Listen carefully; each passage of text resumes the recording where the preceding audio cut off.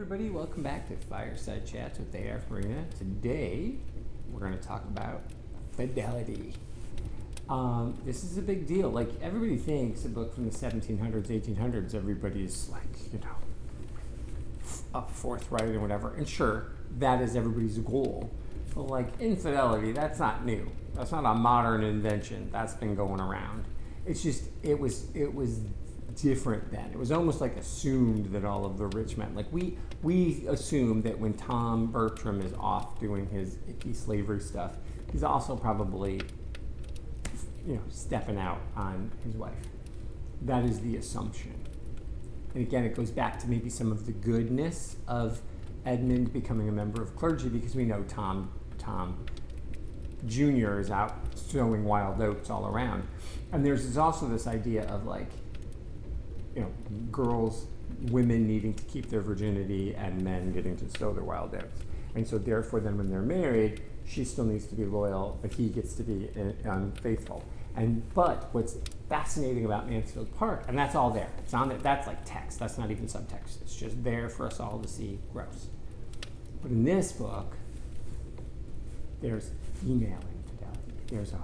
There's a woman, an inconstant woman, Maria Bertram, is betrothed, and yet she is in love with Henry Crawford, and she acts on it, and she has a very illicit affair, and it's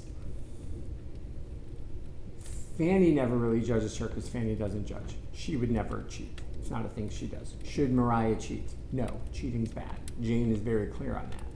But she also is like in a match that she doesn't like, and the guy who's soon to be her husband is a boob, and she ultimately does marry him because that is what's expected of her. It's expected of her by her parents. She isn't expected to go marry this other guy. Now, does she actually love Henry Crawford? That's an interesting question, and I find upon closer inspection that she does. Does he love her? I don't think he does. I do think he's still in it to chase. I think he's a card. If he could get Fanny to love him, he would, but Fanny is on to him and it doesn't work.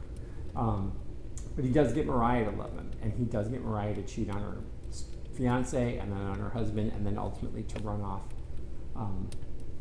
with him. And at the end, and it is, I can't see that lasting. There's nothing about the relationship that says he's going to be loyal to her. There's nothing about that.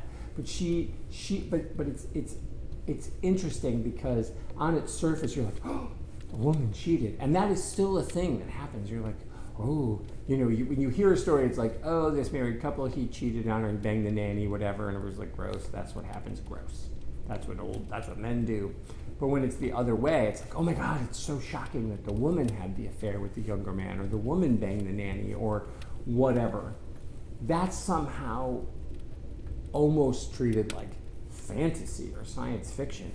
But here we are in the 1700s, Jane Austen saying, hey, guess what? This happens, and it's more complicated than you think it is.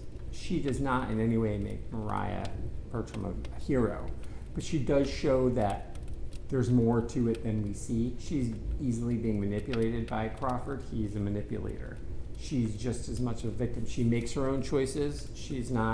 Austen's not forgiving her, but she's also saying, people are complicated. People do things. People have flaws. So if we're going to give the men a constant pass, if we're not even going to look at it, we're not even going to have the conversation about the men's fidelity. It's just understood. They're out doing that. There's no part of me that thinks Edmund would ever cheat. There's no part of me that thinks William would be unfaithful ever in any relationship, right? To his country, to his ship, to his captain, to a woman or man that he would fall in love with. I don't think that William is gay. I do think Tom is, which is I address in my book. We'll get there when we get there. But I don't think Austen cares about that. I think she cares about the fidelity. I think she cares about the honesty. She cares about being true to something. But she also cares about the way that infidelity is portrayed very strictly along gender lines. And it is alive and well on the way that Maria is treated and cast out. And interestingly enough, the person who comes to her defense is also really fascinating because it's somebody who's kind of a monster the whole book, but at the end she's got a good heart, as it were, but is that again also part of her incredulity? Is it her being good? Is it a comment on maybe something she's went through? I don't know. Did she do that herself and then she hid behind it? Is she just a hypocrite? And so the reason Mrs. Norris is such a pious flamethrower is because maybe she did something. Maybe she was unfaithful. We don't know. It's never said, but she certainly forgives Mariah in a way that she would never forgive Julia. She would never forgive Fanny. So it's really interesting commentary on fidelity, and I think Austen wants us to really consider that, consider the genderness of fidelity, but also consider why people cheat. What does it mean, especially when you're forced into these loveless marriages? I'm on the record of don't cheat. If you don't want to be with that person, don't be with that person. Then go do what you want to do. Don't get married and fool around. I think that's gross. If you just want to date 50 people and, go have illicit, trysts around the world, but you're not committed to somebody, do that.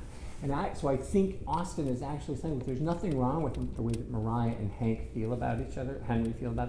It's just the way that they go about it is the problem. And there is a victim, multiple victims.